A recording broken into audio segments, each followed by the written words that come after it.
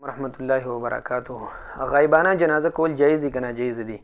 نن سبا غیبانه جنازې ډېرې زیاتې سیوا شوې. دا په شریعت کې څه حکم لري؟ نو کم خلک چې د حنفي مذهب سره تعلق ساتي نو په کار دی چې دوی ځان د خپل مذهب نه خبر کړي، ځکه الحمدلله زموږ حنفي مذهب چې دی نو دا د قرآن او په حدیثو باندې د هغې مجموعه ده او په هغې باندې عمل کول دي.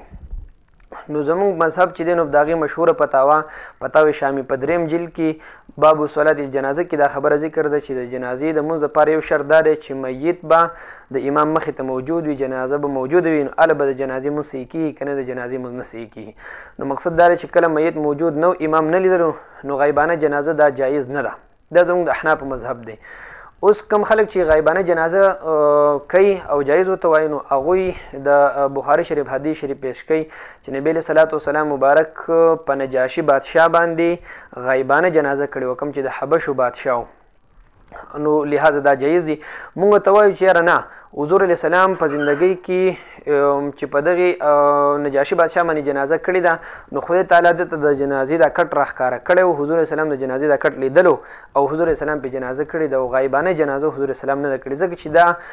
د بل چا نه هم دغه ثابت نه دي د نورو صحابه متعلق، او دغه خبره پکې ثابت ده چې یاره حضور علیه صلات وسلام ته د جنازې کټ راښکاره شوی. اوس دا خبره چې موږ کوو چې نبی علیه السلام ته د جنازې کټ رب ذوالجلال ښکاره کړی و، هغه لیدلی په نجاشي بادشاه باندې جنازه وکړه، نو دا موږ د ځان نه کوو. ښه د نبی علیه السلام د تره زوی مبارک حضرت عبدالله ابن عباس رضی الله تعالی عنه دی فرمایي او دا زما سره دی شرح شفا شریف اولنی نمبر جلد دی او مکتب النوریه رضویه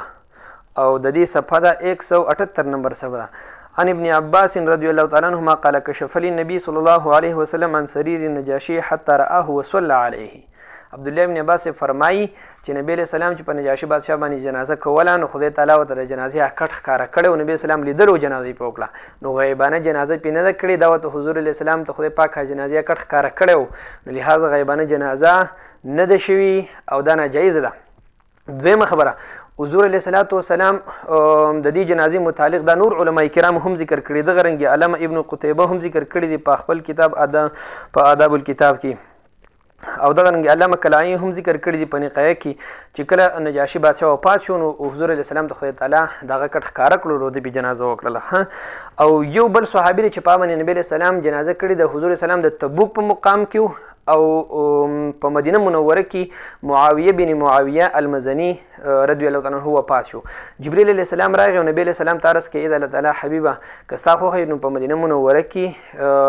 معاویه بن معاویه مزني رضی الله تعالی عنه وفات شوی دی او که دې خوښې نو چې زه تا ته د ځمکه رانږدې کړم او ته د هغه باندې جنازه وکړي. نبي علیه السلام ورته صحیح ده. جبرئیل علیه صلات وسلام په خپله وزره باندې چې دی نو د ځمکه حضور السلام ته رانږدې کړه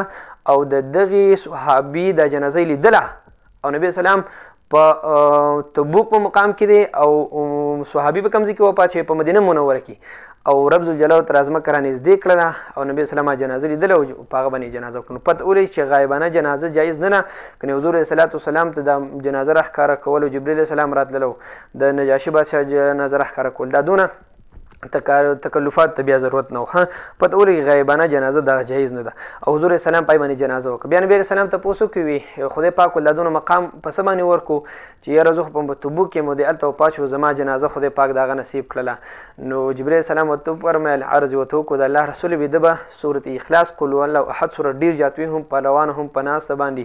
او هم په ولاړه باندې هم په تلو راتلو کې په هر حال وخت کې چې دی نو ده به صورت اخلاص وي، د هغې سره ډېر محبت وي، د هغې د برکت او د خدای تعالی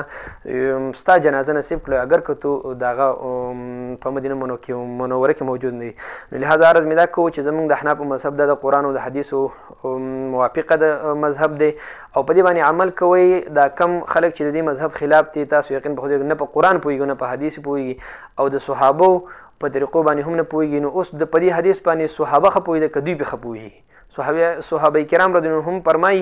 چې دلته کې نبي علیه السلام د جنازې کټ راښکاره شوی دوی نه دي راښکاره شوي، دلیل یې پې وښیي که نه، ولې دوی د صحابو نه ښه پوهېږي نه پوهېږي دي. رب ذوالجلال موږ د ګمراهان نه وساتي. واخر دعوانا الحمدلله رب العالمین.